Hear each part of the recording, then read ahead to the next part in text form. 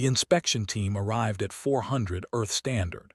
That was the first thing Voss noticed, not the ships, not the broadcast warnings that had been playing on loop for 6 days, not even the pale violet light bleeding through her apartment window from the cruisers overhead. She noticed the time, 4 in the morning. They had chosen 4 in the morning. She didn't know why that detail lodged itself so deeply in her chest. Maybe because 400 was when her father used to leave for his shift at the fabrication plant. Maybe because there was something specific and deliberate about choosing the hour when human bodies were at their lowest, temperature down, cognition sluggish, defenses soft in ways that had nothing to do with weapons. They had studied humans long enough to know that. They had chosen accordingly. She sat at the edge of her bed for a long moment, listening to the sound of boots in the hallway, not human boots. The sound was wrong, too many contact points, too rhythmic, and thought about the drawer in her kitchen. She had emptied it 2 days ago. She wasn't sure if that was the right decision. She still wasn't sure. Outside, the city was quiet in a way that felt manufactured, not the quiet of sleep, the quiet of held breath. The Vicari called their operation a compliance inventory. The translation was approximate. The original term carried implications closer to sterilization of potential, but the diplomatic corps had smoothed the language before broadcasting it to Earth's remaining communication networks. They were efficient like that. Thorough. They had spent 11 months studying humanity before deploying a single vessel, and during those 11 months they had reached conclusions that satisfied their highest analytical councils. Humanity was a Category 3 emergent civilization, capable of interstellar ambition, early in the development of dangerous technologies, statistically likely within 2 generations to produce weapons that would destabilize regional space if left unmonitored, not malicious, not particularly exceptional, simply premature, a species that had found matches before anyone had taught them what fire actually did at scale. The Vicari had done this before, 14 times in fact across 11 star systems. The process was predictable. You arrived with overwhelming presence. You broadcast your intentions with precision and legal clarity. You gave the subject civilization the appropriate window, 6 days, which their modeling showed was long enough to generate fear but not long enough for meaningful resistance to organize. Then you entered, cataloged every weapons-capable technology, placed it under compact jurisdiction, and left a monitoring presence behind. 14 times. No casualties. No significant resistance. The Category 3 civilizations always folded. The Vicari's senior compliance officer was a being named Ether of Stones, though that too was an approximation. Her name was vibrational, untranslatable in any true sense. She had personally overseen 4 of the previous 14 operations. She was considered among the finest compliance officers in the Compact's history. She understood better than anyone how this process worked. She did not understand why, 6 hours into the operation, her teams were reporting anomalies. Not resistance, not weapons, something harder to categorize. Voss had a meeting at 700 which under the circumstances felt absurd, but the message had come through on the Emergency Coordination Network, the civilian one, the one the Vicari hadn't bothered to shut down because their analysis suggested civilian communication networks posed no threat, and the sender was a name she recognized. Dr. Mikkel Dren, head of the Infrastructure Continuity Project, which was the politely bureaucratic name for the group that had spent the last 3 years doing something the Compact's 11 months of observation had apparently not fully registered. She walked to the meeting through streets that were occupied but not destroyed. That was the strange thing about the Vicari's arrival. It looked almost orderly from a distance. Their soldiers moved in precise formations. They communicated in tones too high for human hearing. They touched nothing they hadn't cataloged. They broke no windows. They were, in a way that made Voss's skin feel wrong, deeply professional. She passed a compliance checkpoint where 4 humans stood waiting to have their home inventoried. One of them caught her eye. He looked tired. He looked like a man waiting for something to be taken that he had already decided to let go. That look stayed with her all the way to Dren's building. Mikkel Dren was 63 years old and had the specific kind of stillness that comes not from calm, but from having already processed the worst possible version of a situation and made peace with it. He was sitting at a table with two others, a woman named Sue Lin Park who had worked in distributed systems architecture, and a younger man, maybe 25, named Tomas, who didn't offer a last name and wasn't asked for one. There was no coffee. The power was intermittent. They've completed about 12% of the inventory, Dren said without preamble. They're faster than the projections. Does that change anything? Voss asked. He was quiet for a moment. No, it just means we'll know sooner. She looked at him. Know what? He looked back at her in a way that was almost gentle. Whether we were right. She didn't push it. She had known Dren for 4 years, long enough to understand that when he answered a question with another direction, it wasn't evasion. It was precision. He was waiting for the right evidence. Park was running something on a tablet, numbers cycling in a pattern Voss didn't immediately recognize. Tomas was drawing on paper, actual paper with an actual pencil. He had covered 3 sheets already and showed no sign of stopping. His diagrams looked like networks, nodes and connections, branching and rebranching, but with sections deliberately cut away in patterns that seemed almost aesthetic, almost rhythmic. What is he doing? Voss asked. What he does, Dren said and left it there. Voss sat down and tried to understand why she had been asked here, and why the drawer in her kitchen felt so present in her thoughts, and why everything about this situation felt like a question she didn't yet know how to ask. By noon, Ether of Stones had 47 anomalous reports on her screen and a feeling she could not immediately name. The inventory was proceeding efficiently. Weapons were being cataloged. Missile systems. Energy projection platforms, kinetic delivery vehicles, a range of technologies that fit exactly within the expected Category 3 profile. Nothing surprising. The quality was modest by compact standards, effective within a planetary system, dangerous in unsophisticated hands, but nothing the compliance framework hadn't encountered in essentially the same form across a dozen civilizations. The anomalies were not in what they were finding. The anomalies were in what they were not finding, and in what the humans were doing instead of resisting, because they weren't resisting. Not exactly. Her analysts had modeled 3 scenarios: active military resistance, passive civilian compliance, and organized political obstruction. Humans were doing none of these. They were doing something her modeling architecture had no clean category for. They were cooperating, fully. In many locations, humans were not waiting to be inventoried.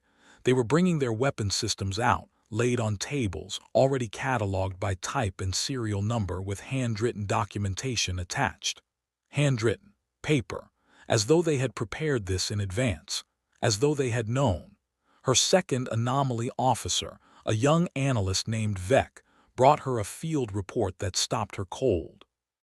In a manufacturing district in what the humans call the North American Administrative Zone, a compliance team had arrived at an automated production facility. Standard procedure. They expected to find weapons-grade fabrication equipment, place it under seal, and move on. Instead, the facility was empty, cleaned. Not abandoned, the equipment was gone, removed with apparent care over an extended period of time. Her analyst estimated, based on dust pattern analysis, that the removal had begun approximately 4 months ago, 4 months before the Vekari had announced their presence in this system. Ether of Stones read that line twice. They knew, Vec said carefully. That's not possible, she said. Our approach was undetected. Yes, Vec agreed in the tone of someone who was not actually agreeing. Dren was still at the table at 1400 when the first confirmation came through. As a number 94. He looked at it for a long time. Voss watched him. What does that mean? It means 94%, he said, of what we moved. Sue Lin Park looked up from her tablet. That's higher than we projected. By about 12 points, Dren said. Voss looked between them. Moved what? Where did it go? There was a pause, not a reluctant one, more like a pause of consideration, the pause of someone deciding how to explain a color to a person who had never seen it. Do you know what a distributed system actually means? Dren asked. Roughly. Not roughly, precisely. It means there is no center. It means that removing any single node or any cluster of nodes does not destroy the system. It changes its topology, but the network persists. It roots around damage. It finds new paths. He folded his hands. We have been building distributed infrastructure for decades, academically, intellectually, as a model for communications networks, for power grids, for supply chains. He paused. It turns out the same principles apply to other things. Other things, Voss said slowly. Production, knowledge, personnel, capability. He let that sit. The Vicari came to catalog what we have built. They are very thorough. They will find what we left for them to find, and it will match their models, and they will feel satisfied. But they will have cataloged the things that exist in places that can be identified. In buildings, on registered land, in facilities with addresses. Voss felt something cold and clarifying settle through her. And the other 6%, Dren looked at her. Noise, he said. Acceptable loss. She realized, with a feeling like ground shifting, that she was sitting across from a man who had spent years preparing for this specific moment, and that his preparation had been so quiet, so distributed, so deliberately unremarkable, that an 11-month surveillance by an alien civilization had missed it entirely. She also realized she still didn't know what it was, what had been moved, what had been hidden, what the 94% represented in actual material terms. She was about to ask when Tomas looked up from his paper for the first time since she'd arrived. They found the depot in Utrecht, he said. Dren nodded slowly. That was expected. They're very interested in it. Good, Dren looked at Voss. That's the point. The Utrecht depot was a masterwork of misdirection that Ether of Stones didn't recognize as misdirection for another 3 hours. It was large, fully stocked, incredibly detailed in its documentation. When her team entered, they found row upon row of weapon systems, artillery, directed energy platforms, autonomous engagement drones, biological containment units, and a category of device her analysts spent 40 minutes arguing about before deciding it was a prototype for a gravitic interference weapon of modest capability. All of it cataloged. All of it cross-referenced with documentation in 4 languages. All of it handed over without a single act of resistance. Her lead analyst called it a gift. It was only when they were 3 hours deep into the inventory that one of her younger team members, a detail-obsessive named Chet of Rivers who had a habit of looking at things from angles others didn't, noticed something about the documentation. These records go back 11 years, Chet of Rivers said. Yes, her lead analyst agreed. This facility was established 4 months ago. A silence. The humans have been documenting weapons systems in this facility for 11 years, Chet of Rivers said carefully, in a facility that did not exist 11 years ago. The silence got longer. They wrote it specifically to be found, Chet of Rivers said. They wrote documentation for weapons they wanted us to believe existed here. They spent, she did a rapid calculation, significant resources creating a comprehensive false record of an arsenal that represents maybe a third of what we expected to find at a site this size. Then where is the other 2/3? The lead analyst asked. Chet of Rivers looked at the rows of carefully arranged weapons, at the meticulous paperwork, at the whole elaborate performance of a civilization surrendering its armaments. I don't know, she said. That's the problem. She filed her report. Ether of Stones read it in the field command vessel and sat for a long time in a silence that was not the same quality of silence as before. The humans had not tried to hide the Utrecht depot. They had built it to be found. They had filled it with real weapons, real enough, usable enough, impressive enough to satisfy a preliminary assessment. And they had surrounded those real weapons with a documentation shell that implied a much larger system, so that any analyst who looked carefully would conclude not that something was being hidden but that something had been moved. It was not a concealment. It was a redirect. It was designed to make her teams ask where did the weapons go, instead of what are the weapons for. She contacted Vec. Pull every report with a date documentation anomaly. Every facility, every catalog, everything. Vec came back in 20 minutes with a number that Ether of Stones had to read 3 times. 61 facilities. 61 sites where the documentation and the physical reality diverged in the same directional pattern, real weapons, documented to imply removed weapons, all of it pointing outward from a center that didn't seem to exist. "What are they pointing at?" she said aloud, not really asking Vec. "I don't know," Vec said, "but I think we should find out before we complete the inventory." Vec was quiet for a moment, because completing the inventory and leaving a monitoring presence is predicated on having found the thing that needs monitoring, and I no longer believe we've found it. Dren got the second number at 1800. He passed the tablet to Voss without comment. She looked at it, a coordinate, a timestamp, a 3-word notation in Dren's handwriting that she couldn't parse. "What does this mean?" "It means they're looking in the right direction," he said. "Is that good?" He thought about it for longer than she expected. "It means they're asking the question we need them to ask. Whether that's good depends on what they do with the answer." Tomas had moved on to a 5th sheet of paper. His network diagrams had become denser, more complex, the cut sections more precisely positioned. Voss found herself studying them without understanding them, the way you study a language that is just familiar enough to feel like something you should be able to read.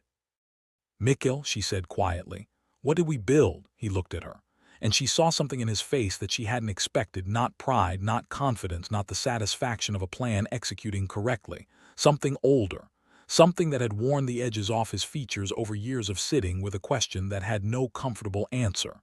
"The Vicari studied us for 11 months, he said. "They looked at our weapons, our delivery systems, our military infrastructure, our command and control architecture. They were very thorough, they saw all of it." He paused. "They concluded we were dangerous in the way that a young species with missiles and energy weapons and autonomous combat systems is dangerous, a specific bounded Category 3 kind of dangerous. And they were right, we are that dangerous, everything they found is real." He folded his hands again. "But they asked the wrong question. They asked, what can humanity destroy? They looked at our weapons the way you look at a predator's teeth. They saw the teeth and they thought they understood the predator." Voss waited. "They never asked why we build the things we build," Dren said. "They never asked what problem we were solving. They assumed the problem was the same problem every species solves with weapons: projection of force, deterrence, territorial control. The standard evolutionary logic. They saw the pattern and they filled in the meaning from their own experience." "It's the actual problem," Voss said. Tomas put down his pencil. It was the first time he'd stopped moving since she'd arrived. Dren said, "Survival." He said it very quietly, and it landed very heavily, and then he explained. Ether of Stones had been in compliance operations for 31 years. She had overseen the cataloging of civilization's arsenals on 11 worlds. She had read thousands of reports, filed by analysts trained to see through misdirection, concealment, and desperation. She believed genuinely that she understood what motivated Category 3 civilizations. The same fear, the same territorial instinct, the same reach for power that was ultimately manageable, ultimately bounded, ultimately something you could inventory and then contain. What she had never encountered, what no compact compliance record had ever included, across 400 years of operations, was a civilization that had built its arsenal for a reason that had nothing to do with the civilizations around it. The discovery came from Chet of Rivers, who had stopped looking at the weapons documentation and started looking at the research documentation attached to the weapons programs. Most weapons programs had research trails, theoretical foundations, development histories, test records. You looked at them to understand capability. You didn't look at them for anything else because the why of weapons development was always the same: power, fear, competition, the standard drivers. Chet of Rivers looked anyway. She was that kind of analyst. She came back to Ether of Stones 12 hours into the operation, during the night cycle that the humans still seemed to use even under occupation, an adaptive behavior that struck Chet of Rivers as worth noting, that the humans had simply continued sleeping, continued eating, continued their biological rhythms as though the compact's presence was an inconvenience rather than an existential reckoning. "The atmospheric modeling programs," Chet of Rivers said. "What about them?" "The kinetic delivery systems that we cataloged, the large ones, the planetary surface-to-orbit capable systems, They have dual-use documentation. Their official purpose is defense, but the research attached to them isn't about defense trajectories. It's about impact mitigation, specifically impact mitigation from extraplanetary objects. Ether of Stones processed this. They developed weapons systems for planetary defense against asteroid impacts. Among other things, Chet of Rivers said, the gravitic interference device, the one we spent 40 minutes arguing about. The research trail on that is not about interfering with ship drives. It's about gravitational perturbation, of orbits, of large objects on collision trajectories. They're building systems to deflect celestial objects. They've been building them for decades, Chet of Rivers said. And here is what I need you to understand. She paused, and her tone shifted into something Ether of Stones had not heard from her before. This planet has been struck by extinction-level impactors at least 5 times in its geological record. The species that currently exists here survived none of those events directly. Their evolutionary ancestors survived some of them as small mammals. The humans themselves, the current dominant intelligence, have existed for approximately 300,000 years in anatomically modern form. They have existed in their current technological form for perhaps 200. I'm aware of the timeline. Are you aware, Chet of Rivers said carefully, that they identified the specific mechanism that killed their predecessor megafauna 66 million years ago, approximately 60 years ago? That within 40 years of that identification, 40 years, they had prototype deflection systems, that their entire planetary defense infrastructure, which we have been cataloging as a weapons system, was developed in direct and explicit response to the single most terrifying discovery a young intelligence can make. Ether of Stones was very still. Which is what, she said, though she already felt the answer coming. That extinction can arrive from outside your atmosphere, Chet of Rivers said. That the galaxy itself can kill you, that your planet is not shelter, it is a target, and it has been targeted before, and the universe does not warn you, and there is no one coming to help. The silence in the field command vessel was very long. They built weapons, Ether of Stones said slowly, because they discovered they were alone in a universe that had already tried to kill them. They built weapons, Chet of Rivers said, because they discovered they were alone in a universe that had already tried to kill them several times, had succeeded in killing everything that came before them, and gave no indication of stopping. Ether of Stones thought about the Utrecht depot, the meticulous documentation, the real weapons carefully surrounded by the architecture of misdirection. She had assumed the misdirection was about the weapons, about hiding capability. She was now beginning to understand that the misdirection wasn't about hiding capability at all. It was about protecting something the humans couldn't afford to have taken away. Where is the rest of the arsenal? She asked, not because she expected Chet of Rivers to know, but because the question needed to be said out loud. Distributed, Chet of Rivers said. Not hidden. Distributed. In the same way they distribute critical infrastructure to survive failure of any single node. She set down her notes. We came here to remove their weapons, but their weapons are not a military force. They are a survival system, and we have just begun dismantling it.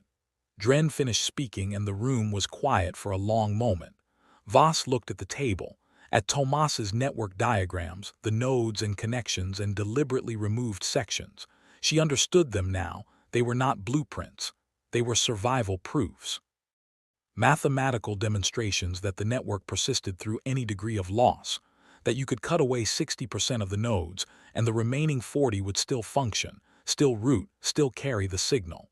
The compact is going to finish the inventory, she said. Yes. And when they're done, they'll have removed enough of the system that the remaining 40% can't cover the full threat envelope, Dren said. There are impact vectors we can no longer monitor. Approach trajectories we can no longer intercept. He was very calm. We knew this when we started. It was a calculated acceptance. Why didn't we just tell them? Voss said, and even as she said it, she heard how naive it sounded. We did, Dren said. We filed requests with the Compact Diplomatic Engagement Network 3 years ago. We documented the planetary defense function of our systems. We provided research trails, impact probability modeling, geological extinction records. He paused. They concluded that any civilization claiming their weapons were actually defensive tools was making a Category 3 predictable claim and dismissed it. They didn't believe us. They believed the category, he said. We fit the profile of a Category 3 civilization claiming defensive intent, so they applied the Category 3 response. He looked at her steadily. The question was never whether to comply. We cannot resist the compact physically. The question was always what we preserve and how. The 94%, Voss said. The 94%, he agreed. What's in it? He was quiet.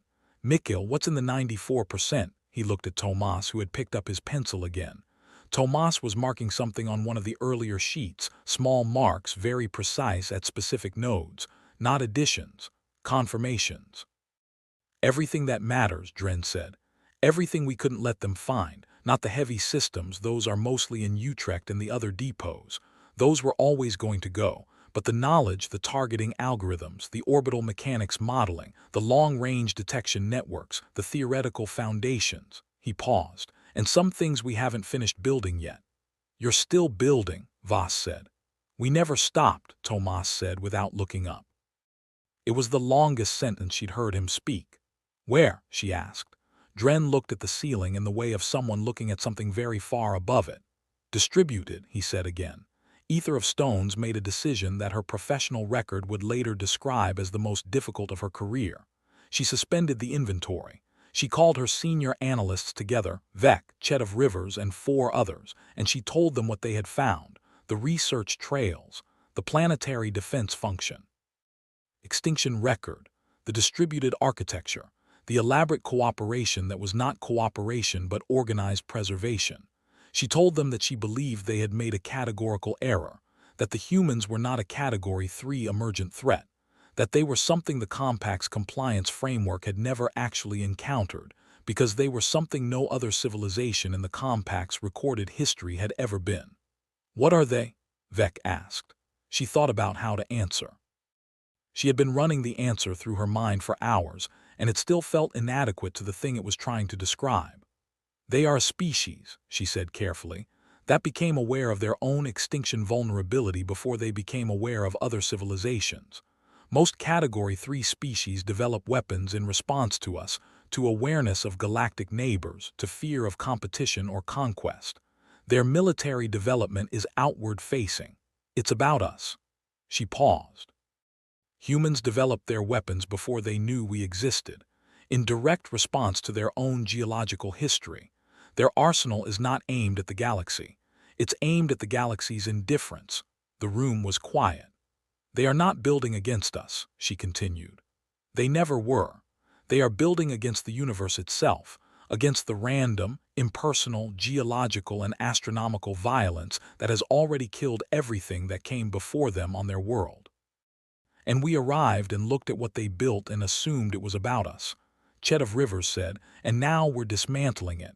Yes, Ether of Stones said, and they cooperated. Yes, because they knew they couldn't stop us, so they preserved what they could and let us take the rest. Yes, Chet of Rivers looked at her notes. They have an extinction-level impact probability, long-range assessment based on their own modeling data that we cataloged, of approximately 0.3% over the next 1,000 years. That sounds small, but they have been tracking 3 specific objects, long-period comets with perturbed orbits. How perturbed? Chet of Rivers set down the notes. One of the 3 has an updated intercept probability, factoring in the gravitational perturbation system we just removed from their arsenal, of approximately 4.7% over a 500-year window. The number sat in the room like something physical. We took away the system they built to prevent their own extinction, Vec said, very quietly. Without reading the research documentation attached to it, Chet of Rivers said. Because we assumed we already understood what it was for. Voss got the message from Dren at 300, one line. They stopped. She read it 3 times. She didn't know what it meant. She didn't know if it was good or terrible or something else entirely. She was at his building in 20 minutes. Dren was standing at the window when she arrived, looking at the violet light of the cruisers. The light was the same as it had been the night before, but something about the pattern of it seemed different. The ships were repositioning, slowly, but repositioning. Tomas was still at the table. He had covered every sheet of paper with diagrams. He was sitting back now, looking at them with the evaluative stillness of someone reviewing completed work. They suspended the inventory, Dren said. Why? They found the research trails. Voss let out a breath she hadn't realized she was holding. Understand. They understand something, Dren said. I don't know how much. He turned from the window. It doesn't change what happens next. What happens next? They file a report with the Compact Council. The Council will make a determination whether our systems are genuinely defensive, whether the planetary defense claim is valid, whether to restore what they took or to assign Compact-managed planetary defense coverage. He paused. That process will take approximately 3 years. Voss stared at him. 3 years. The Compact does not move quickly. It is a very large institution. And the comet, the updated tracking shows the closest potential intercept is in a 430-year window, Dren said. We have time, assuming the Compact Council rules in our favor, assuming the restored systems can be operational before the window opens, assuming the 94% we preserved is enough to fill the gaps. That's a lot of assumptions. Yes, he said. And if they rule against us, he looked at her for a long moment. Then we build more, he said, smaller, faster, more distributed. We root around the damage we always have. He glanced at Tomas's diagrams. That's what he's been drawing, not what we have, what we build next if we have to.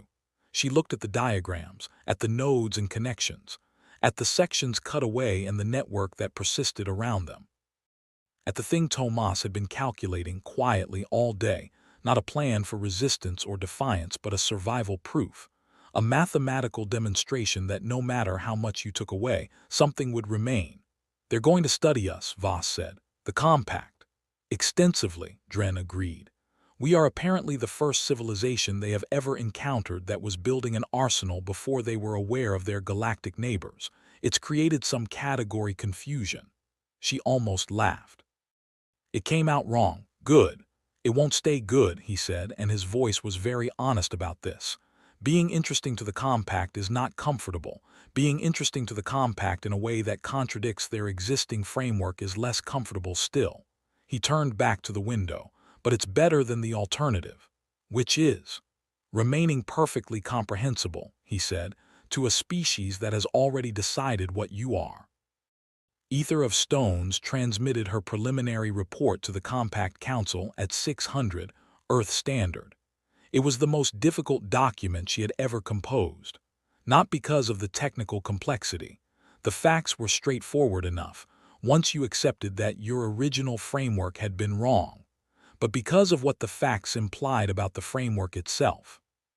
The Compact's compliance process was built on a fundamental assumption, that civilizations at humanity's developmental level built weapons because of fear of other civilizations. It was a reasonable assumption. It had been confirmed across 14 operations, but it had never been genuinely tested because the Compact had never before encountered a civilization that had discovered its own vulnerability before it discovered anyone else. Humans had learned about the impactor that killed their predecessor megafauna. They had stared at that geological record, 66 million years of stratigraphy, a layer of iridium laid down across the entire planet in a single catastrophic event, and they had understood something that no other civilization in the Compact's records had understood so early, so viscerally, so personally. The universe was not waiting for them to be ready. The universe had killed everything before them. The universe would, given enough time, try again. And the only thing standing between humanity and the same geological obituary as every species that preceded them was the set of systems they had built, distributed, networked, and refused to surrender. They had cooperated with the inventory because they couldn't resist. They had misdirected toward the weapons that could be sacrificed and away from the knowledge that couldn't. They had built their survival architecture in the quiet spaces of bureaucratic blind spots, in the 6% of acceptable loss, in the networked persistence of a species that had looked directly at its own geological mortality and decided, with a stubbornness that Ether of Stones was only now beginning to comprehend, that it was not done. She finished the report. She sat with it for a moment before transmitting. Then she added a final section, not analysis, not recommendation, just a note to whoever read it next, whoever sat where she was sitting and tried to make sense of what humanity was. I have conducted compliance operations on 11 worlds, she wrote. On each of those worlds, I encountered fear, defiance, calculation, desperation. These are the expected emotional responses of a species encountering a superior technological civilization. I understood those responses. They made sense within the framework. Humanity does not make sense within the framework, not because humans are more advanced or more violent or more defiant. They are none of these things by Category 3 standards. They do not make sense because they are not afraid of us. After 11 months of observation and 6 days of operation, I believe I understand why. They discovered before we arrived that the galaxy itself is the threat. Against that scale of adversary, random, impersonal, geological, astronomical, we are not their concern. We are not even their primary concern. We are, at most, a temporary obstacle. I have never encountered a species that experienced our arrival as a temporary obstacle. I find I do not know what to do with it. What I know is this: they will continue building. Whatever we remove, they will rebuild. Whatever framework we apply, they will find the edge cases. Not because they are clever, though they are, and not because they are stubborn, though they are that too, but because the alternative to building is accepting an outcome they have already decided is unacceptable. I do not know if that is courage. I do not have a clean category for it. I know that I looked at what they built. The whole elaborate distributed system, the preserved knowledge, the diagrams Chet of Rivers found in a young human's apartment, covering every surface, proving mathematically that the network survives any partial destruction. And I understood, for the first time in 31 years of this work, what it would mean to be truly afraid of a civilization. Not because they can hurt us, because they cannot be discouraged. She transmitted it. She looked at the violet light of her cruisers reflected in the buildings below, and she thought about the human woman who had walked through the checkpoint the previous morning, not afraid, not defiant, just tired, just waiting for something to be taken that she had already decided to let go. She thought about that expression for a long time. She had read it as resignation. She was beginning to understand it was something else entirely. It was patience. The specific geological 66 million year variety of patience that comes from knowing that the universe has tried to kill you before, that it will try again, that it has killed everything that came before you, that it doesn't care, that it doesn't stop, that it doesn't negotiate, and that neither do you. Voss went home in the early morning light. The cruisers were still there, would be there for months, she knew, through whatever process the Compact's council ran. She passed the checkpoint where she had seen the tired man the morning before. No one was there now, just the checkpoint itself, unmanned in the specific way of temporarily paused operations. She went to her apartment. She stood in the kitchen for a moment. She opened the drawer. It was still empty. She had emptied it 2 days ago when she'd understood what was coming, when Dren's network had sent its quiet signal and everyone who knew what to do had done their small part of it. She had moved what was in the drawer to somewhere smaller, less visible, less inventoriable. She had done it without fully understanding why, just trusting that Dren's calculation was right, that the network knew what it was doing, that her small node mattered even when she couldn't see the whole. She looked at the empty drawer for a long time. Then she closed it and went to sleep, in the way of someone who understood that the work was long and the night was temporary. 300,000 years of anatomically modern humans had slept through worse. There was a comet, somewhere in the dark, moving along a perturbed orbit that bent very slightly toward a small blue planet. It moved at the pace of orbital mechanics, patient, indifferent, following no agenda. It had been moving for longer than humanity had been a species. In 430 years, give or take, the question of humanity's persistence would be answered by forces that didn't know or care what an arsenal was, or what the Compact thought, or what category a civilization belonged to. The only question that had ever mattered was whether, When that moment came, something human would be there to answer it. In an apartment in a city lit by alien ships, in 6% of acceptable loss distributed across 100 hidden nodes, in diagrams that covered every surface of a young man's papers, in 3 years of bureaucratic review and whatever came after, the answer was still being built. Not finished. Never finished. But not stopped. The galaxy had not yet learned the full weight of that distinction.